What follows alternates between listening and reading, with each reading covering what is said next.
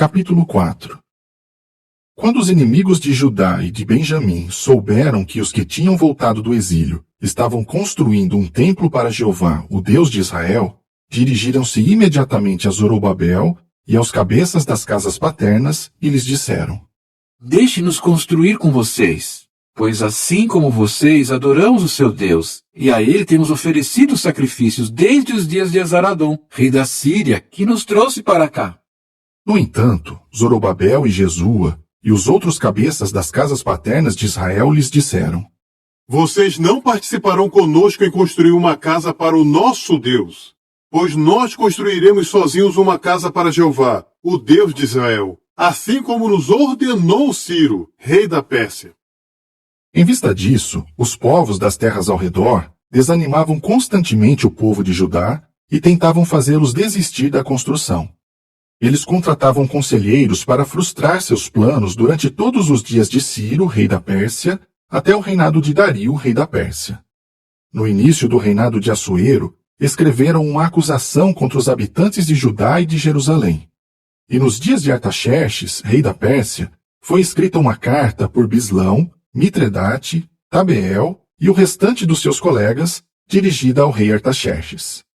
Eles traduziram a carta para o aramaico, usando caracteres aramaicos. Reum, o principal oficial do governo, e Sinsai, o escrivão, escreveram uma carta contra Jerusalém ao rei Artaxerxes conforme segue. A carta era de Reum, o principal oficial do governo, de Sinsai, o escrivão, e do restante dos colegas deles, os juízes e os subgovernadores, os secretários, o povo de Ereque, os babilônios, os habitantes de Susa, isto é, os elemitas, e as outras nações que o grande e ilustre Asnapar levou para o exílio e estabeleceu nas cidades de Samaria e em outras partes da região ao oeste do rio Eufrates. E agora segue o texto da carta que eles lhe enviaram. Ao rei Artaxerxes, dos seus servos, os homens da região ao oeste do rio Eufrates. Seja do conhecimento do rei que os judeus que vieram daí para o nosso território chegaram a Jerusalém. Estão reconstruindo a cidade rebelde e má, terminando os muros e consertando os alicerces. Seja do conhecimento do rei que se essa cidade for reconstruída e seus muros terminados, eles não pagarão imposto, nem tributo, nem pedágio, e isso trará prejuízo ao tesouro dos reis. Visto que comemos o sal do palácio e que não seria correto ficarmos parados enquanto vemos os interesses do rei serem prejudicados, enviamos ao rei essas informações, para que se faça uma investigação no livro dos registros dos seus antepassados. O Senhor descobrirá no livro dos registros que essa cidade é uma cidade rebelde, que causa prejuízo aos reis e às províncias, e que desde os tempos antigos sempre houve nela instigadores de rebelião. É por isso que essa cidade foi destruída. Queremos informar ao rei que se essa cidade for reconstruída e seus muros terminados, o Senhor não terá mais nenhum controle da região a oeste do rio Eufrates. O rei enviou a seguinte resposta a Reum, o principal oficial do governo, e a Sinsai, o escrivão, e ao restante dos colegas deles que moravam em Samaria e nas outras partes da região ao oeste do rio Eufrates. Saudações! O documento oficial que vocês nos enviaram foi lido de modo claro na minha presença. Ordenei que se fizesse uma investigação, e descobriu-se que essa cidade já há muito tempo tem se levantado contra os reis, e nela tem havido rebeliões e revoltas. Havia reis poderosos sobre Jerusalém que governavam toda a região ao oeste do rio Eufrates, aos quais se pagavam imposto, tributo e pedágio. Portanto, deem ordem para que esses homens parem a obra, a fim de que não se reconstrua essa cidade até que eu ordene. Não permitam que haja negligência em cuidar desse assunto, para que os interesses do rei não sejam ainda mais prejudicados. Então, depois de se ter lido a cópia do documento oficial do rei Artaxerxes na presença de Reum e de Sinsai, o escrivão, e de seus colegas, eles foram imediatamente aos judeus, em Jerusalém, e usaram a força para interromper a obra. Foi então que as obras da casa de Deus em Jerusalém pararam, e continuaram paradas até o 2º ano do reinado de Dario, rei da Pérsia. Capítulo 5. Depois, o profeta Ageu e o profeta Zacarias, neto de Ido, profetizaram aos judeus que estavam em Judá e em Jerusalém, em nome do Deus de Israel que estava sobre eles. Foi então que Zorobabel, filho de Sealtiel, e Jesua, filho de Josadaque, retomaram a reconstrução da casa de Deus em Jerusalém. E os profetas de Deus estavam com eles e os apoiavam. Naquele tempo, Tatenai, governador da região a oeste do rio Eufrates, Setar-Bozenai e os colegas deles foram lhes perguntar. Quem lhes deu ordem para construir essa casa e terminar essa estrutura? Também perguntaram. Quais são os nomes dos homens que estão trabalhando nessa construção?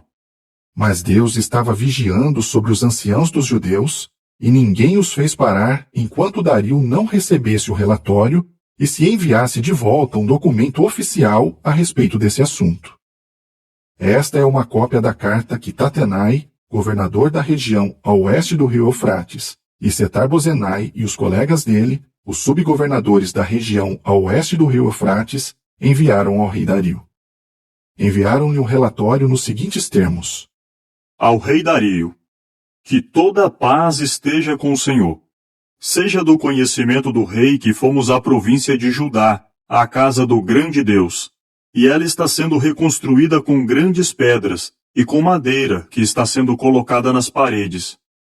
A obra está sendo feita com entusiasmo pelo povo e está avançando em resultado dos esforços deles.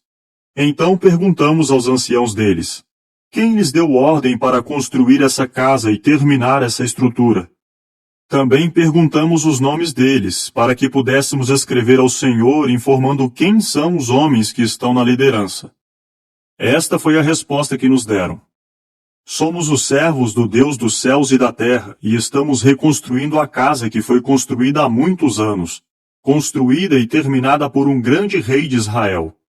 No entanto, visto que os nossos pais provocaram a ira do Deus dos céus, ele os entregou nas mãos de Nabucodonosor, o caldeu, rei de Babilônia, que demoliu essa casa e levou o povo para o exílio em Babilônia. Mas no 1º ano de Ciro, rei de Babilônia, o rei Ciro emitiu uma ordem para que a casa de Deus fosse reconstruída. Além disso, o rei Ciro retirou do templo de Babilônia os utensílios de ouro e de prata da casa de Deus, que Nabucodonosor tinha retirado do templo em Jerusalém e levado ao templo de Babilônia. Os utensílios foram entregues a um homem chamado Sesbazar, a quem Ciro tinha nomeado governador. Ciro lhe disse, leve estes utensílios, vá, coloque-os no templo em Jerusalém, e que a casa de Deus seja reconstruída no seu lugar original. Então Sesbazar veio e lançou os alicerces da casa de Deus em Jerusalém. Ela está em construção desde aquela época até agora, mas ainda não foi terminada. Agora, se for do agrado do rei, que se faça uma investigação no tesouro real aí em Babilônia, para ver se o rei Ciro emitiu uma ordem para reconstruir essa casa de Deus em Jerusalém, e que o rei nos envie a sua decisão a respeito disso. Capítulo 6. Foi então que o rei Dario deu a ordem, e foi feita uma investigação nos arquivos de Babilônia, onde os tesouros eram guardados. E foi achado um rolo na fortaleza de Ecbátana, na província da Média, e nele estava escrito o seguinte memorando. No 1º ano do rei Ciro, o rei Ciro emitiu a seguinte ordem com respeito à casa de Deus em Jerusalém. Que a casa seja reconstruída para ser o lugar onde serão oferecidos sacrifícios, e que seus alicerces sejam assentados. Ela terá 60 côvados de altura e 60 côvados de largura, com 3 camadas de grandes pedras e uma camada de madeira. As despesas serão pagas pela casa do rei. Além disso, os utensílios de ouro e de prata da casa de Deus, que Nabucodonosor retirou do templo em Jerusalém e levou à Babilônia, serão devolvidos, para que sejam colocados no seu lugar no templo em Jerusalém e guardados na casa de Deus. Assim vocês, Tatenai, governador da região a oeste do rio Eufrates, Setar-Bozenai e seus colegas, os subgovernadores da região a oeste do rio Eufrates, fiquem longe de lá, não interfiram nas obras dessa casa de Deus. O governador dos judeus e os anciãos dos judeus reconstruirão essa casa de Deus no seu lugar original. Além disso, estou emitindo uma ordem a respeito do que vocês devem fazer para que esses anciãos dos judeus possam reconstruir essa casa de Deus. As despesas serão prontamente pagas a esses homens pelo tesouro real, isto é, com o imposto recolhido na região a oeste do rio Eufrates, para que eles não interrompam a obra. E tudo o que for preciso lhes será dado regularmente, todo dia, sem falta, novilhos, carneiros e cordeiros para as ofertas queimadas ao Deus do céu, bem como trigo, sal, vinho e azeite, conforme disserem os sacerdotes que estão em Jerusalém, a fim de que eles apresentem regularmente ofertas que agradem ao Deus dos céus e orem pela vida do rei e dos seus filhos. Eu também ordeno que se alguém violar este decreto, seja arrancada da sua casa uma viga de madeira e seja ele pendurado nela, e que sua casa seja transformada numa latrina pública por causa desse crime. E que o Deus que fez seu nome residir ali derrube qualquer rei ou povo que levantar a mão para violar esta ordem e para destruir essa casa de Deus em Jerusalém. Eu, Dario, emito esta ordem, que ela seja executada prontamente. Então Tatenai, governador da região a oeste do rio Eufrates, Setar-Bozenai e os colegas deles fizeram prontamente tudo o que o rei Dario tinha ordenado. E os anciãos dos judeus, encorajados pelas mensagens proféticas de Ageu e de Zacarias, neto de Ido, continuaram a construir e a obra avançava. Eles terminaram a construção conforme a ordem do Deus de Israel e conforme a ordem de Ciro, de Dario e de Artaxerxes, rei da Pérsia. Eles terminaram a casa no dia 3 do mês de Adar, no 6º ano do reinado do rei Dario.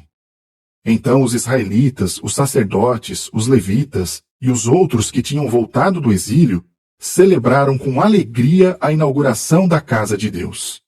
Para a inauguração da casa de Deus, ofereceram 100 touros, 200 carneiros, 400 cordeiros e, como oferta pelo pecado para todo Israel, 12 bodes, de acordo com o número das tribos de Israel.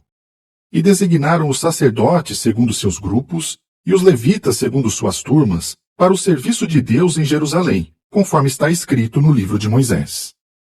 E os que tinham voltado do exílio celebraram a Páscoa no dia 14 do primeiro mês.